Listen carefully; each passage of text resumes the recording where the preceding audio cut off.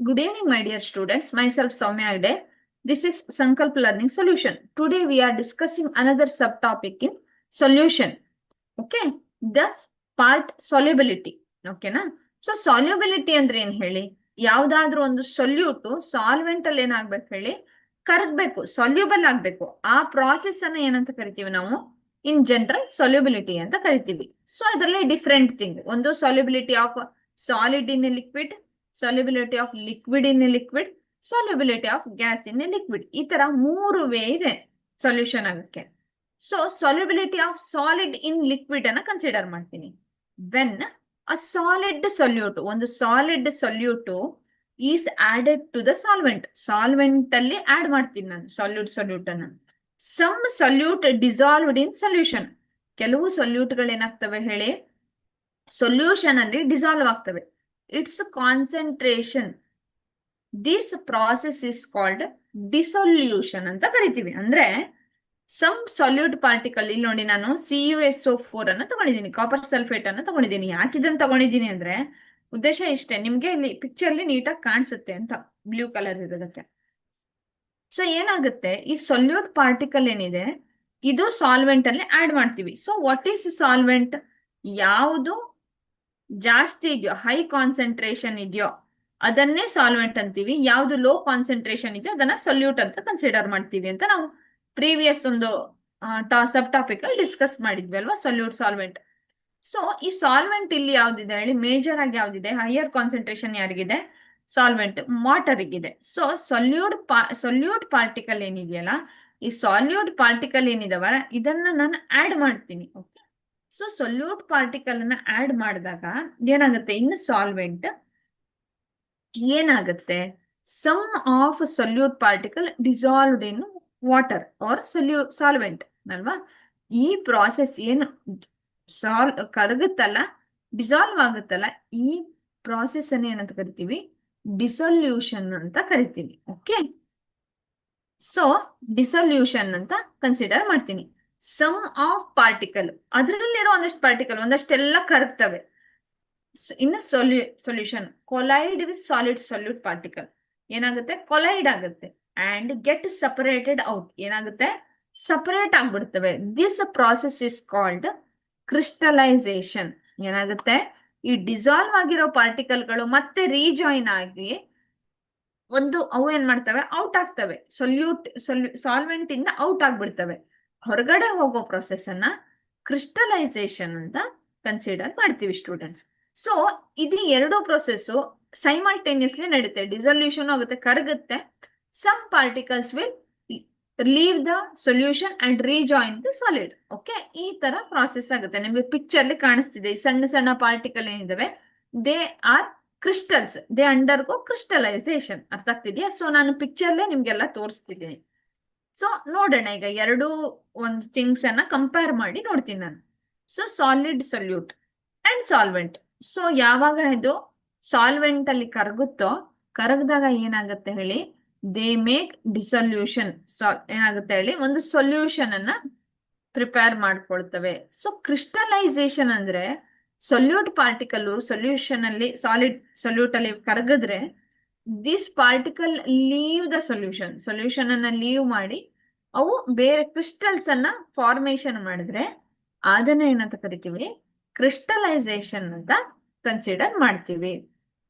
Simple example, ಈಗ ನಾನು ಒಂದು ಪಿಕ್ಚರ್ 1 ಅಂತ ಕನ್ಸಿಡರ್ ಮಾಡ್ತೀನಿ ನೋಡಿ. ಇದು 1, ಇದು 2, ಇದು 3 ಅಂತ ಕನ್ಸಿಡರ್ ಮಾಡ್ತೀನಿ. ಸೊ 4 ಜನ ಫ್ರೆಂಡ್ಸ್ ಇದ್ದೀವಿ ನಾವು. ಓಕೆ, ಸೊ 4 ಜನ ಫ್ರೆಂಡ್ಸ್ ಇದ್ರೆ ಸಿಂಪಲ್ ಎಕ್ಸಾಂಪಲ್ ಏನಾಗುತ್ತೆ ಪ್ರಾಸೆಸ್ ಅಂತ, 4 ಜನ ಫ್ರೆಂಡ್ಸ್ ಇರ್ತೀವಿ, ಎಲ್ಲ ಕೂತ್ಕೊಂಡಿರ್ತೀವಿ, ಎಲ್ಲರಿಗೂ ಮ್ಯೂಸಿಕ್ ಇಷ್ಟ.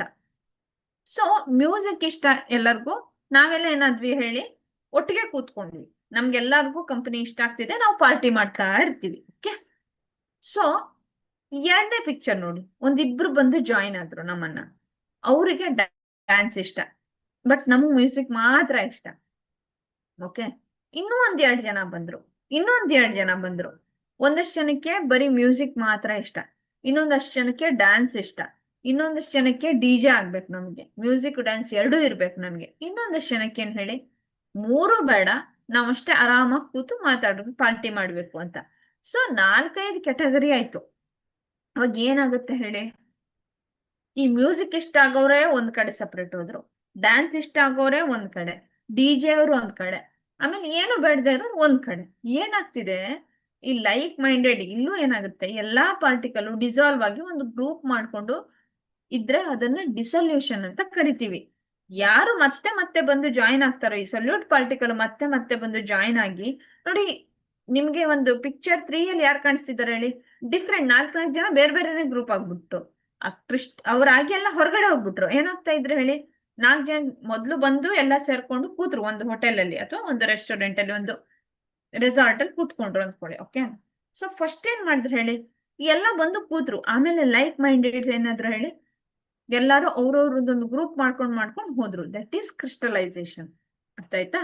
ಸೊ ಡಿಸಲ್ಯೂಷನ್ಗೆ ಕ್ರಿಸ್ಟಲೈಸೇಷನ್ಗೆ ಏನ್ ಡಿಫ್ರೆನ್ಸ್ ಅಂದ್ರೆ, ದೇ ಡಿಸಾಲ್ವ್ಡ್, ಏನಾಗುತ್ತೆ, ಅವು ಡಿಸಾಲ್ವ್ ಆಗುತ್ತೆ ಸಾಲ್ವೆಂಟ್ ಅಲ್ಲಿ, ಅವು ಹೊರಗಡೆ ಹೋಗೋದಿಲ್ಲ, 4 ಜನ ಅಲ್ಲೇ ಇರ್ತಾರೆ.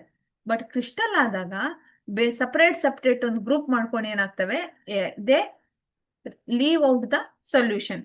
Okay, that is the difference between dissolution and crystallization. Okay, ಅರ್ಥ ಆಗ್ತಿದ್ಯಾ? So at this stage, concentration of solute in solution becoming constant under the given condition, that is temperature and pressure.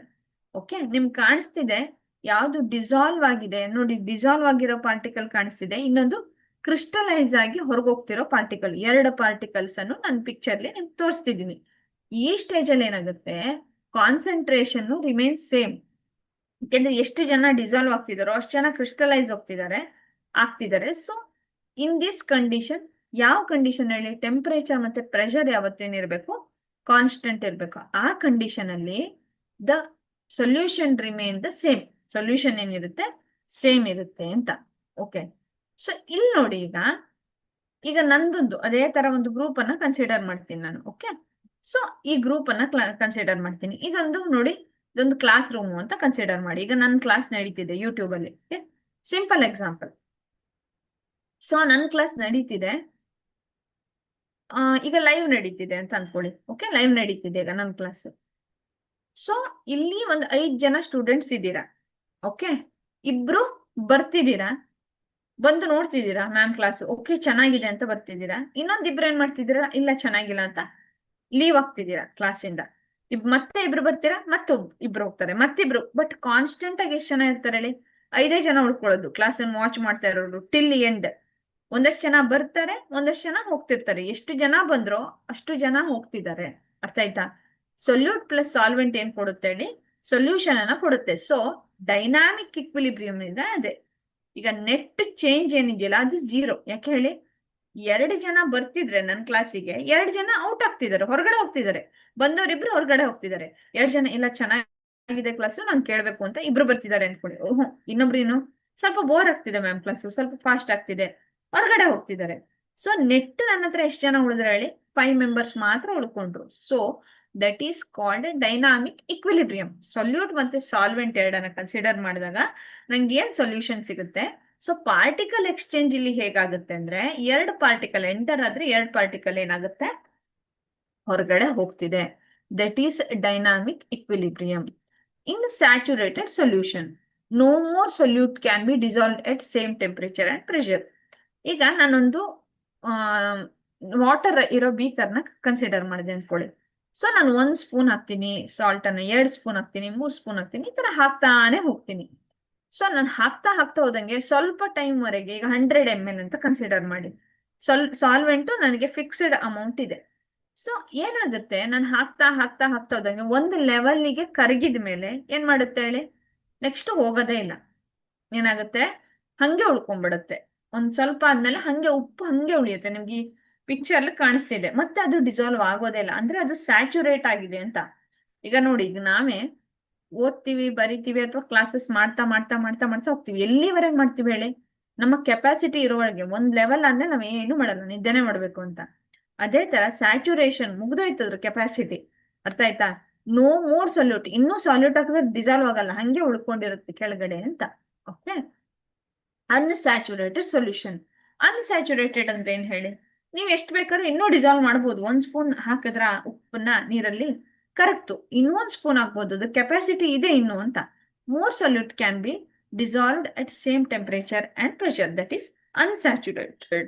Okay, solid in liquid temperature effect follows Le Chatelier's principle. ಅಂದ್ರೆ ಒಂದು equilibrium favour ಆಗ್ಬೇಕು ಅಂದ್ರೆ ನಾನು ಏನ್ ಮಾಡ್ತೀನಿ, ಒಂಚೂರು heat ಮಾಡಿದಾಗ ಇದೇ ನಂದು ಏನು ನಾನು ಸಾಲ್ಟಿಗೆ ವಾಟರ್ ಹಾಕಿ ಅದು ಸ್ಯಾಚುರೇಟ್ ಆಗಿತ್ತಲ್ಲಪ್ಪ, ಇನ್ನೊಂದಷ್ಟು ಉಳ್ಕೊಂಡಿತ್ತಲ್ಲ. ಸೊ ಟೆಂಪರೇಚರ್ ಇನ್ಕ್ರೀಸ್ ಆದಂಗೆ ನಂದೇನಾಗುತ್ತೆ, ಡಿಸಲ್ಯೂಷನ್ ಏನಾಗುತ್ತೆ ಹೇಳಿ, ಇನ್ಕ್ರೀಸ್ ಆಗುತ್ತೆ. ಹೈ ಟೆಂಪರೇಚರ್ಲಿ ಸಾಲ್ಯೂಟ್ ಅನ್ನ ಡಿಸಾಲ್ವ್ ಮಾಡೋದು ಏನಾಗುತ್ತೆ, ಇನ್ಕ್ರೀಸ್ ಆಗುತ್ತೆ. Okay, that is Le Chatelier's principle. ನೀವು ಫಸ್ಟ್ ಇಯರ್ಲಿ ಓದಿರ್ತೀರ ಅದನ್ನ. Okay, so the temperature effect if the dissolution process is endothermic, so solubility should increase with rise in temperature. ಈ ಎಂಡೋಥರ್ಮಿಕ್ ಹೀಟ್ ಅನ್ನು ಅಬ್ಸಾರ್ಬ್ ಮಾಡ್ಕೊಳುತ್ತೆ ಅಂದ್ರೆ solubility ಏನಾಗ್ಬೇಕು ಹೇಳಿ, it should increase with rise in temperature. Okay, so temperature ಈಗ ಕಡಿಮೆ ಮಾಡ್ತಾ ಬಂದ್ರೆ if it is exothermic, vice versa solubility ಏನಾಗಬೇಕು, decreases with rise in temperature. Okay, so pressure effect ಏನಿರುತ್ತೆ ಅಂತ ನೋಡೋಣ. Thank you.